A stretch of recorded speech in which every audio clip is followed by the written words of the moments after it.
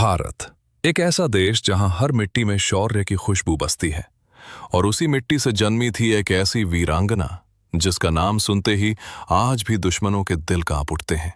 रानी लक्ष्मीबाई। वाराणसी की गलियों में एक छोटी सी लड़की खेल रही थी। नाम था मणिकर्णिका।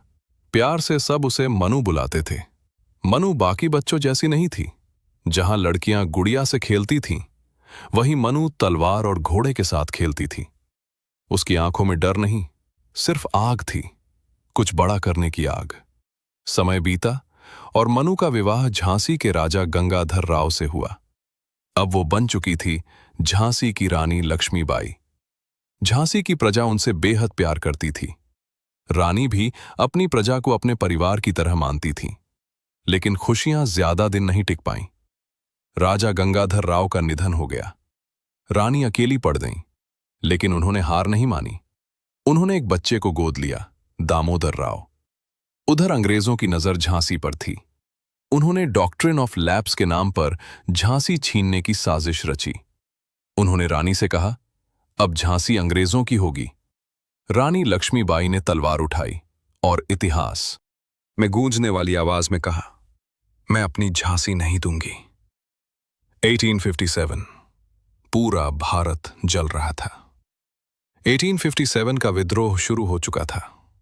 रानी लक्ष्मीबाई ने इस आग को और तेज कर दिया। उन्होंने अपनी सेना तैयार की और युद्ध का बिगुल बजा दिया। रानी घोड़े पर सवार थी। पीठ पर उनका छोटा बेटा बंधा हुआ था। हाथ में तलवार, आंखों में आग। झांसी की धरती गूंज उठी। तलवारों की टकराहट से, घोड़ों की टापों से। अंग्रेज सेना ने पूरी ताकत लगा दी, लेकिन रानी पीछे हटने वाली नहीं थी। हर वार में गुस्सा था, हर कदम में साहस। उनकी सेना भी उनके साथ शेरों की तरह लड़ रही थी। जब हालात और कठिन हुए, रानी झांसी से निकलकर ग्वालियर पहुंची। वहां उन्होंने फिर से अपनी सेना को संगठित किया और अंतिम युद्ध की तैयारी की। ग्वालियर का मैदान, सबसे कठिन युद्ध। रानी अकेली नहीं थी। उनके साथ था उनका साहस, उनका जुनून। उन्होंने आखिरी सांस तक लड़ाई लड़ी। आखिरकार वो वीरांगना घायल हो गई, लेकिन हार नहीं मानी और फिर देश के लिए अपने प्राण न्यौछावर कर दिए।